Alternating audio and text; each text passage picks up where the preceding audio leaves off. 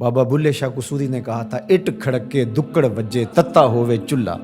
آن فقیر کھا کھا جامن راضی ہووے بلا۔ تو آپ کے گھر میں جو کھانا پکتا ہے، ایک آدمی کا زیادہ کھانا پک جائے، کسی مفلوق الحال تک پہنچا دے، عزت نفس کے ساتھ، دعوت کی شکل کے اندر غربا کو اپنے گھروں میں دعوت دیں۔ آج کل یہ فیشن بن گیا امراء کی دعوت کرنے کا، غربا کی بھی دعوت کریں، عزت سے بٹھائیں، اچھے دسترخوان پہ ان کو کھانا کھلائیں، ان کو تکریم دیں، ان کو عزت دیں، اپنے ارد گرد ماحول میں دیکھیں۔ میں نے یہاں بھی کہا ہوا ہے، پھر کہتا ہوں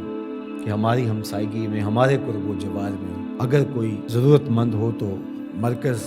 اس کے لیے حاضر ہے، یہ اس کا اپنا گھر ہے، تینوں وقت کا کھانا دستیاب ہوگا۔ اور ہم بڑھ رہے ہیں اب اس کام کی طرف کہ ہم ملک کے طول و عرض کے اندر اور پوری دنیا کے اوپر انسانی فلاح کے لیے کام کے حجم کو بڑھائیں گے انشاءاللہ۔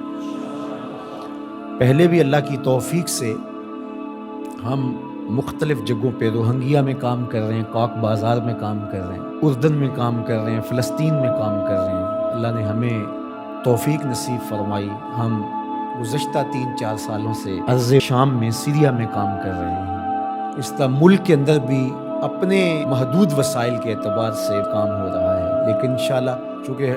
بہت سارے کام ہیں ہمارے ذمے، مدارس کا قیام، پھر ان کی ضروریات کو پورا کرنا، اور اس طرح سے فنڈنگ ہم کرنے کا مزاج بھی نہیں رکھتے۔ ہمارا خیال ہے کہ اس کو ایک اچھے ڈیسنٹ طریقے سے لوگوں کو ترغیب دے اور لوگ ہمارے ساتھ کھڑے ہوں، تو ہم انشاءاللہ اس حجم کو بڑھائیں گے اور اچھے انداز سے آگے بڑھیں گے۔ میں آپ کو بھی کہوں گا کہ صرف آپ اپنی گلی کو سنبھالیں، آپ اپنے محلے کو سنبھالیں، پورے ملک کو، پوری کائنات کو میں بلکہ کوئی تنظیم، کوئی حکومت بھی نہیں سنبھال سکتی۔ جب جذبہ احساس بیدار ہوگا، جو سب سے ضروری کام ہے جو ہم نے کرنا ہے، تو پھر خود بخود ہمارے علم میں نہیں ہوگا، وہ ہمارا تنظیمی سیٹ اپ نہیں ہوگا، وہ ہمارے نظم سے جڑی ہوئی چیز نہیں ہوگی، لیکن ہماری ترغیب سے تو یہ ہوتا۔ اس طرح لوگوں کے دکھ بانٹیں، لوگوں کے درد بانٹیں، سسکتی انسانیت کی مدد کریں، آپ کا رب باپ پہ بڑا راضی ہوگا۔ ادخال السرور فی قلب المومن عبادہ، کسی مسلمان کے دل میں خوشی داخل کر دیں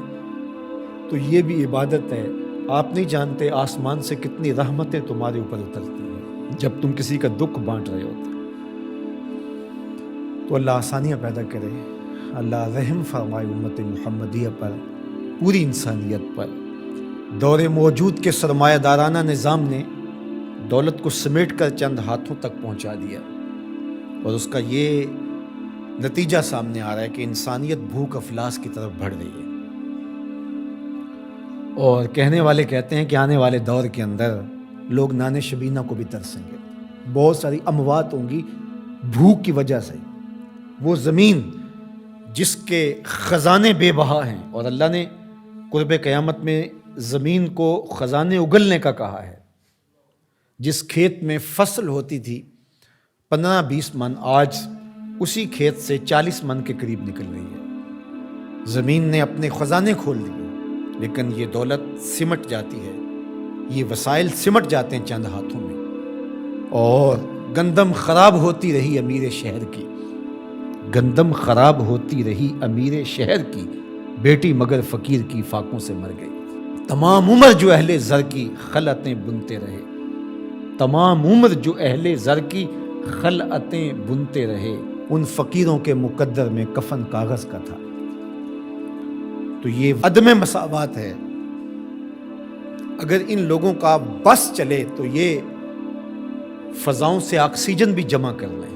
اور غریبوں کو سانس لینے کا حق بھی نہ دیں، اور انسانیت جو ہے وہ سانس کے لیے، آکسیجن کے لیے بھی ترسے، لیکن میرے رب نے یہ ان کے کنٹرول میں نہیں دی۔ تو یہ جو ارتکاز زر ہے، یہ قوموں کے لیے بربادی کا سبب و ذریعہ ہوتا ہے، اور یہ سرمایہ دارانہ نظام جو گزشتہ کئی عشروں سے چل رہا ہے، اس کے نتائج اب